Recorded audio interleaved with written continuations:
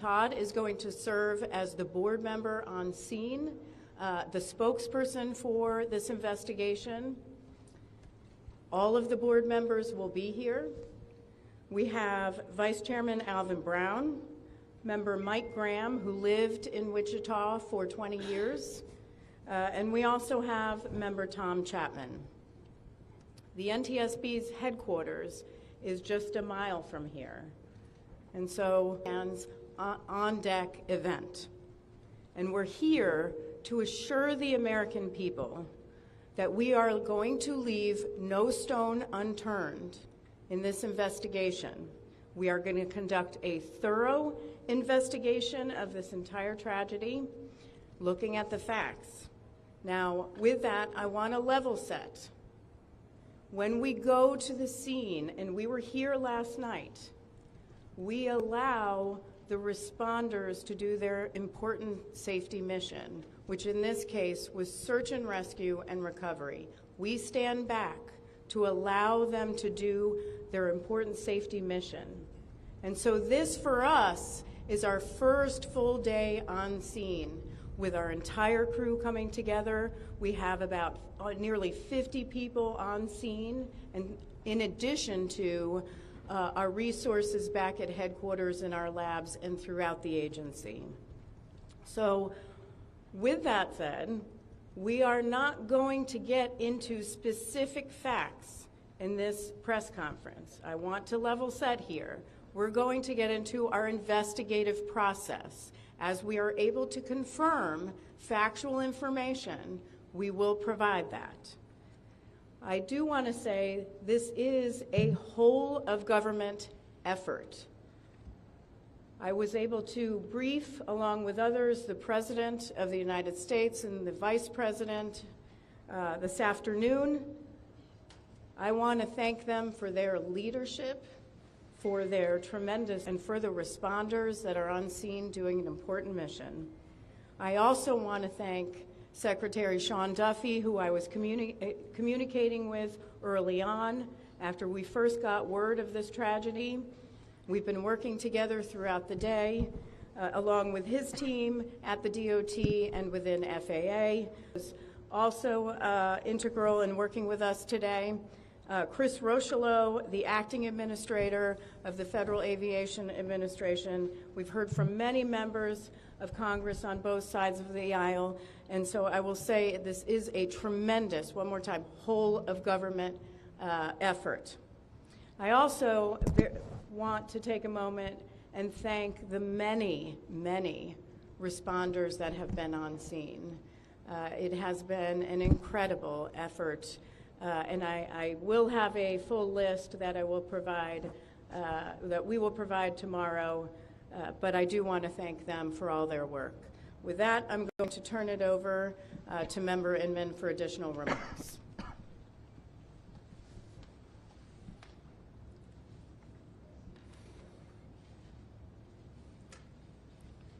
So today is our first full day on scene.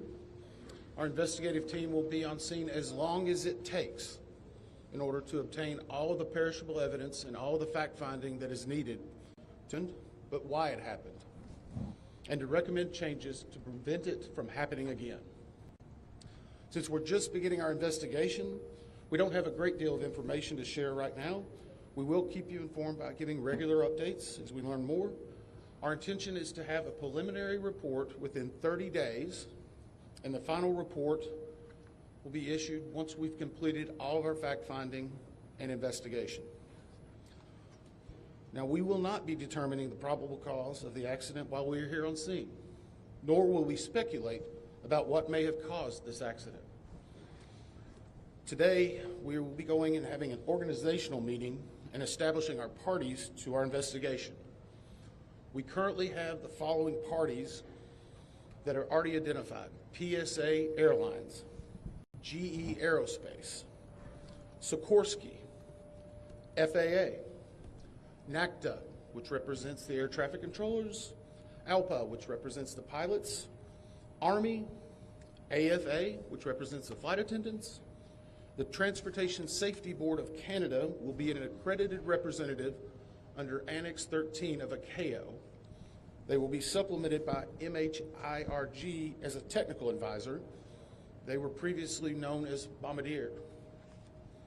The NTSB offers this party status to those companies, government agencies, and associations that have employees, activities, or equipment involved in the accident. We offer that because they will provide technical expertise and relevant information supporting the development of the best possible factual record. Once they join this investigation, they are not permitted to release documents or talk publicly about the investigation without the consent of the NTSB. So I want to stress this. It is only the NTSB that will provide information related to this investigation, with one exception. Regarding the fatalities that occurred, that notification will be handled by the D.C. medical examiner. We will not be discussing fatalities or names. That will be handled by them as the proper authority. So we want to talk a little bit about our process. We will analyze the facts and determine the probable cause of the accident, and then issue a report of those determinations. I also want to talk a little bit about some additional people that are here with us, and they're very important to us, and that is our family assistance group. Later today, we will be briefing the families. We normally try to do this before a media event, but in this case, they're still arriving. Our family assistance specialists are already working closely with local officials and others to help assist them in their efforts to support everyone that's affected by this accident. And let me just reiterate what the chair said. A loss of life in an aviation accident is very unusual in the United States, and our heartfelt sorrow goes out to everyone that's affected. It affects us, it affects everyone around us. There are a lot of people hurting today. We will help find out what happened. We will do it factually, and we will do it accurately. As part of this, we are going to be standing up some specific working groups. Those working groups will be operations. They will be looking at the history of the accident flight and crew members' duties for as many days before the crash as appears relevant. We'll be forming a structures group, which will be the documentation of the airframe, including calculation of impact angles to help determine the plane's pre-impact course and altitude. We'll have a power plants group. They will do the examination of the engines and the engine accessories. We'll have a systems group. They will study the components of the plane's hydraulic, electrical, pneumatic, and associated systems, together with the instruments and elements of the flight control system. We'll have an air traffic control group. They will do reconstruction and review of air traffic control systems provided to and including acquisition of pertinent flight track surveillance information, what you might typically think of as radar, along with controller pilot communications. We will also have a survival factors group. They will be doing the documentation of impact. So, due to the unique nature of this crash, we will be having a helicopter group as well. Lastly, we will have a human performance group and helicopter groups. They will study the crew performance and all before the accident factors that might be involved in human error, including fatigue, medication, medical histories, training, workload, equipment design, and work environment. Now we're going to take a few questions, but I will again stress, we don't have a lot of information now. We will continue to gather that. We will try to release it as we can, but we will only talk about the facts of the case that we know right now. I'm going to ask, we'll call on a few people. I'm going to ask that you state your name and affiliation. James Matthews from Sky News. So we heard from President Trump today talking about DEI hiring policies within the FAA and associating that with the cause of this accident. What do you say to that?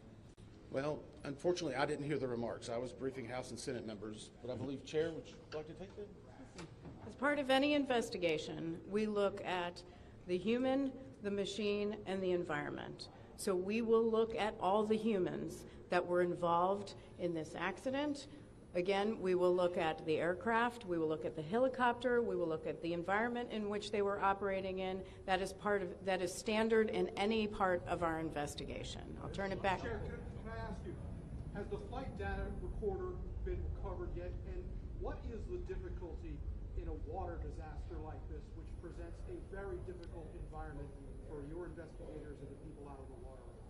Well, the question was on the flight data recorders.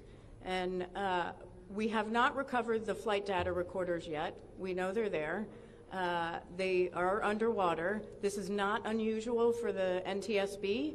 We have many times recovered flight data recorders in water. We have our lab right here. Those will be able to get those read and information from them to be able to provide further information to you.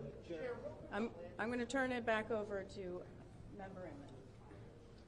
Hey there, Sir. Tyler Henry with CBS News. Earlier today, Defense Secretary Pete Hegseth said a mistake was made last night. Based off of you all's initial investigations and preliminary findings, have you all been able to tell whether this was human error or mechanical failure? The question was, is there been human error or mechanical failure? We don't know what we know just yet. We do not know enough facts to be able to rule in or out human factor, mechanical factors. That is part of the NTSB investigative process and where all of these groups will come together. It's one of the reasons why the NTSB is known as the gold standard. We will take the time that's necessary, but I'd also like to reiterate, if we find something that is a significant issue that warrants immediate action, we will not hesitate to make those recommendations and make them public. We have a good track record on that, and we want to continue doing so. Sir. Hello, Sir. Tom Costello with NBC News. Does it hurt your investigative process, maybe for the chairman, does it hurt your investigative process to have the president already suggesting possible causes here as you try to keep an open mind and begin this investigation? Tom, with all due respect, I think the press also likes to state what probable cause is before we get to the probable cause. So what I'm going to say is you need to give us time. You need to give NTSB, it's not that we don't have information. We do have information. We have data. We have substantial amounts of information. We need to verify information. We need to take our time to make sure it is accurate. That's best for you. That's important for the families. It's important for legislators who are seeking answers to try to figure out what they're going to do about this. And so it will take time. We do have a lot of information, but we need some time to verify that. Yeah, member Chase Williams with Fox Business. I'm wondering about the conditions in the tower last night. Were there any performance issues in the past with any of these controllers, anything of that? Question is about controllers. As I said, we are just now forming the groups. The controllers do have union representation, which they are entitled to. They'll be working with our party system and our party groups. They'll be conducting interviews. Those interviews will need to be analyzed, transcribed, and other team members will need to look over it. It'll be a long process, but we will go through the entire history.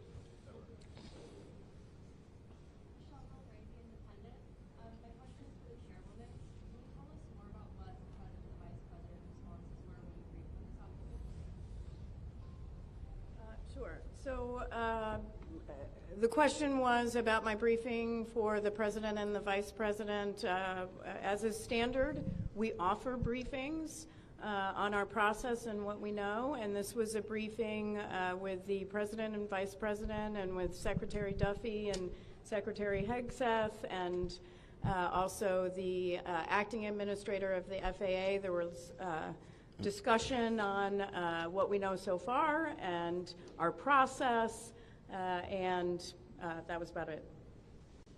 Ma'am, Chairwoman, Stephanie Ross with ABC News. Similar to Tom Costello's question, the president has stated what may have caused the crash, stating common sense. Does that affect your progress at all at this early stage? Yeah, so the NTSB, we conduct an important safety mission where we take a very careful approach.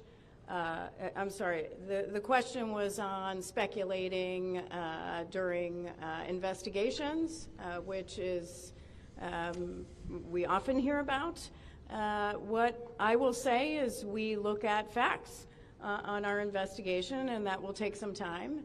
And at some point, we'll be able to provide that factual information, as Member Inman said, and provide that hopefully tomorrow. Hang on a second. Dave Shepardson from Reuters.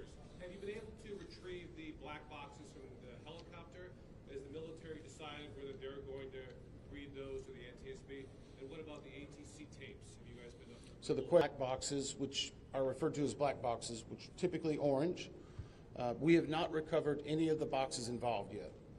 We feel comfortable and confident that we will be able to. Right now, recovery of life is probably most important in those that were involved. I mean, there are still ongoing recovery efforts involving the fatalities involved, along with some debris is coming out as well. We will make sure that that perishable evidence is maintained. Mm-hmm. We have a great process for that. We will probably have more than one black box, so to speak. It's our understanding that the Sikorsky helicopter is equipped with some form of recording devices, and those will be read either by the DoD or by us. We have a good starting relationship with them, and we've already made agreements in order to be able to do that. So I feel comfortable in what we're going to be doing. We received a very large package of information from the FAA at about 3 a.m., I believe, this morning. That is still being reviewed and analyzed. I would say there's a lot more information that usually comes in that than what you may find online and people might speculate about. And that is part of that overall process where we take the time to get the information correct and to make sure all the parties are in information. One. Gabe Cohen from CNN. Can you tell me if the NTSB has reviewed this FAA internal report that has been cited by the New York Times indicating that the controller that was on duty at the time of the crash was doing a job that's usually done by two people? We have not reviewed any specific reports about the controllers at this time, at least from the leadership team. Our investigators are continuing to pull all that information. Their personnel records, their files, where they were at, whether they were fatigued, all that information will be part of that investigative process. But right now we can't speculate on anything that may have been reported in the media until we get the opportunity to validate and understand how it impacts the investigation. We're going to take just a few more questions. Sir?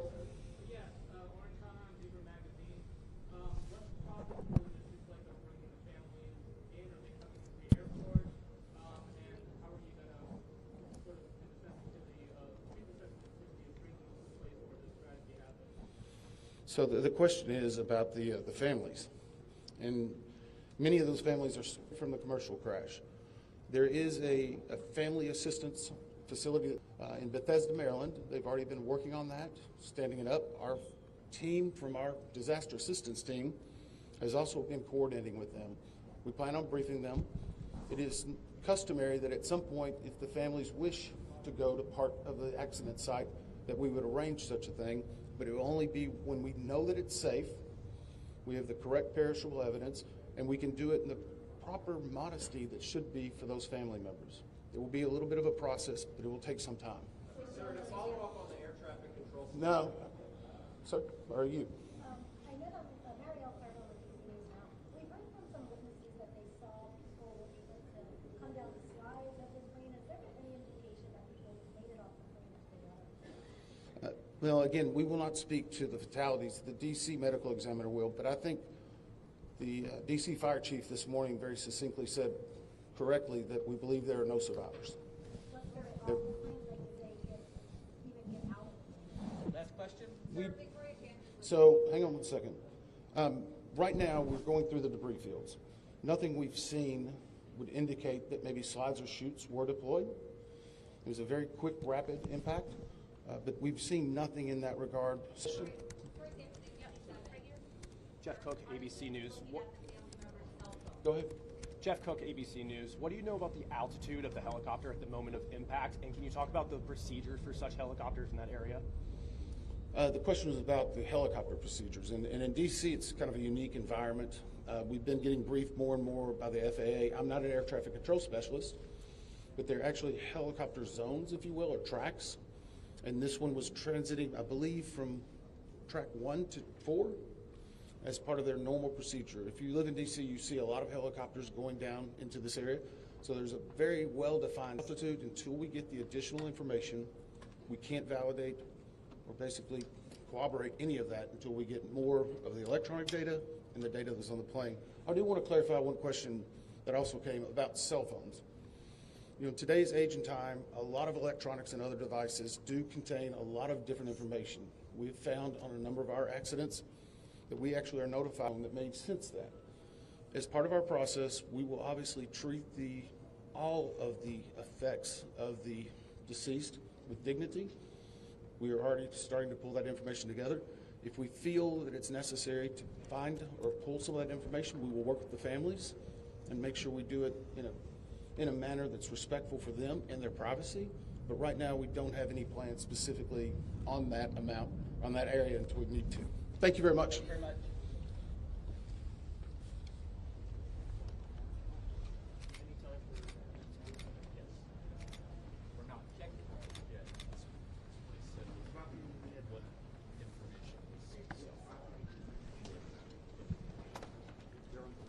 For further updates on media briefings and other developments, please follow on X or Twitter at NTSB_newsroom.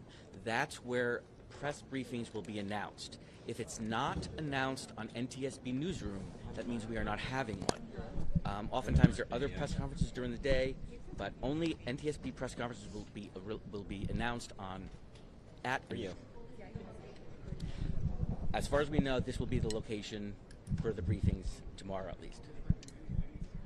Anything else today? Nothing today that we know of. If we do have, we speak or we'll include it in tomorrow's briefing. Sure. It's NTSB board member Todd Inman. TODDIN is in Nancy, M is in Mary, AN. And it's NTSB